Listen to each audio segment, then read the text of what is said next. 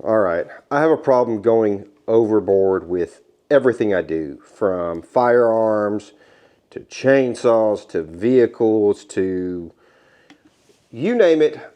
I go overboard with it, and this Stihl 500i has been on my radar for years. I've talked myself out of it probably a dozen times, going to the dealership to get one, and I get there and I just talk myself out of it.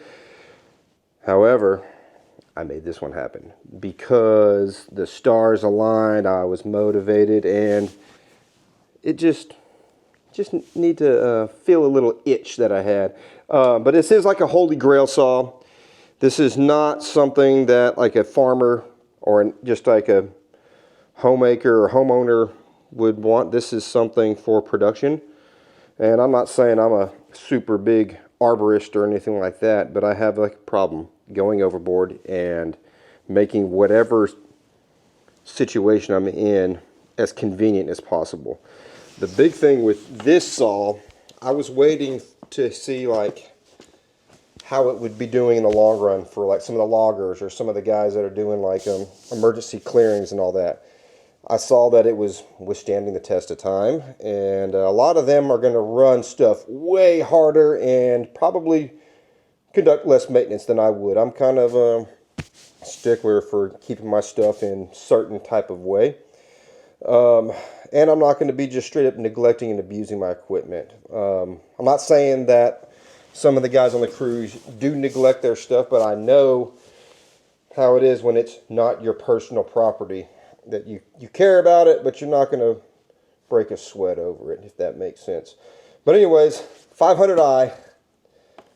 This thing is fuel injected. It's one of the first ones on the market, if not like still the only one on the market.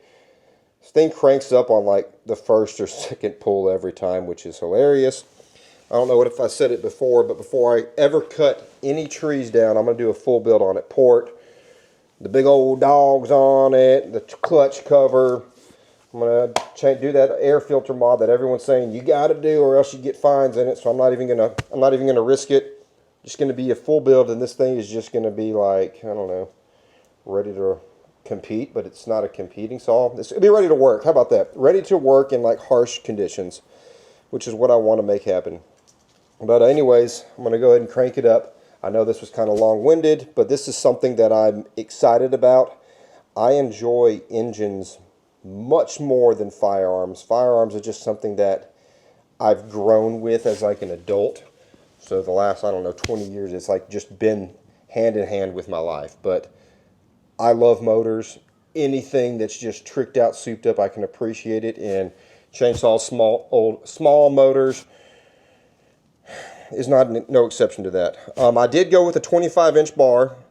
I didn't go with a light because I felt like I'd probably bend it because I'm not super, I don't know, seasoned. I'm not real seasoned with the saw, and I might get bound up in something. I don't want to risk bending the bar because it was lightweight. Could have done like a 28 or larger. I just couldn't justify it for what I do. 25 will be perfect. And I also got a 20-inch bar just to make it a screamer. Anyways, I'm going to go ahead and crank it up, let you hear it. I know everybody wants to hear it. They say decompression, push the button, pump it up 10 times, and just give it a pull, and it should crank. So let's see.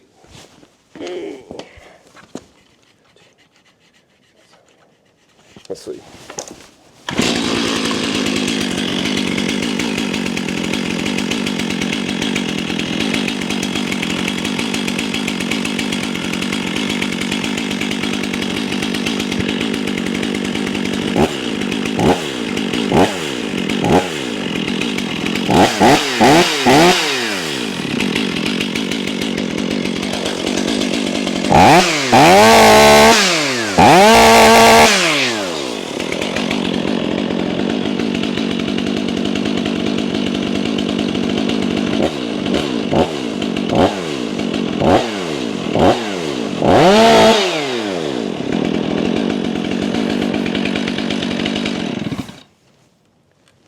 This thing's a screamer. Just makes me happy. But as you could see how like the throttle response was just nah, nah, nah. Like I said, I got a problem going overboard. And that's that. God, I'm so stoked.